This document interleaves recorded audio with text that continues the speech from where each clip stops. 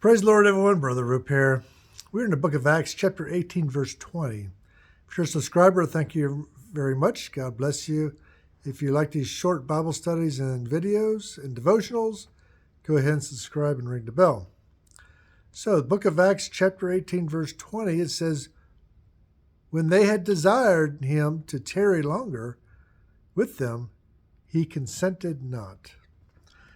Now, this is referring to the Apostle Paul. Apostle Paul had traveled.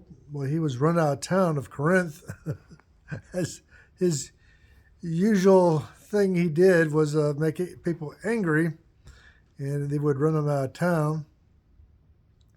So he got on a boat with Priscilla and Aquila and went to Ephesus.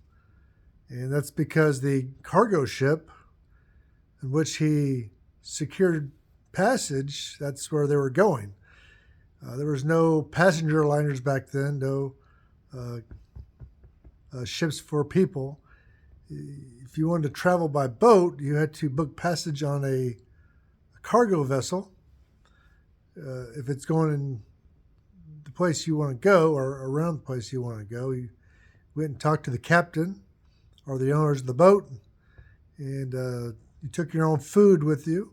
And it was pretty Spartan, but effective.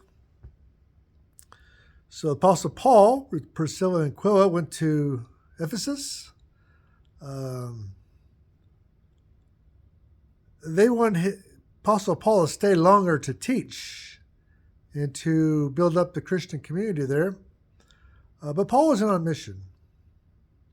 Paul was on a mission to go to a festival and go to Jerusalem. When God places something on your heart, you need to stay steadfast and continue with what he told you to do. Whether it's a particular ministry, destination, something you're giving to, something you're praying about, whatever it is, you need to be steadfast in what God tells you to do. So Paul was on his way to Jerusalem, and he would not be denied. His ship was probably leaving pretty soon, and he wanted to catch the ship. He will go back to Ephesus at a later time. Now, that was very tempting for Paul. He went and talked to the synagogue, to the Jews in the synagogue, so that tells me it was Saturday. Ephesus was a very large city, a very, very big metroplex. Lots of opportunities to preach there. Lots of sinners there. It was the center for Diana worship. In fact, the temple to the Princess Diana.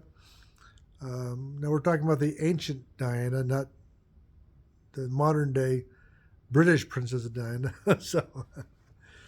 But the ancient Princess Diana had the center of that religion was in Ephesus. In fact, the temple to Diana was one of the, according to Roman and Greek scholars, was one of the great things of the world back then.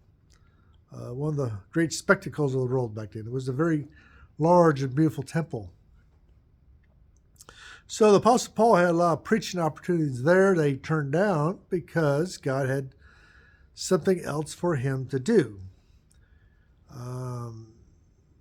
If God has something for you to do, it's important not to be distracted by other things, even though it may seem ministry-related things. If God's got you on a mission, fulfill your mission and don't get distracted.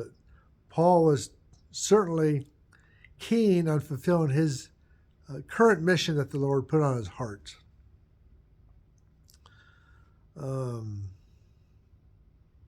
Ephesus was a great city back then. It was a big metroplex. Today, It's ruins, just a few ruins. Um, and that's how the world is. It's one day you're here, next day you're gone. One day you're a major city, next day you don't exist. But the city of Ephesus is gone, but Paul's letter about visiting is still around. That's because Paul stayed on his mission. Paul stayed on what God was convicting him to do. Thank you, and God bless you.